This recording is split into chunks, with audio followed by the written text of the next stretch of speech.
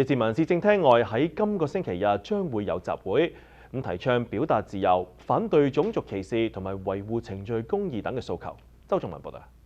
地產經紀劉毅早前喺社交平台發布咗一則鼓勵加拿大華人投票嘅貼文，被指帶有種族歧視行為。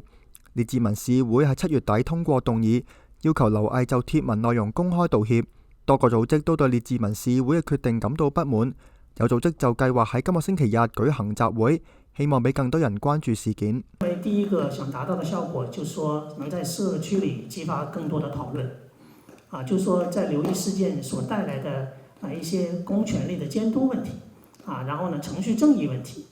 公權力的邊界在哪裡？那我們作為個人，在遇到這種情況下，我們怎麼樣去處理這種事情？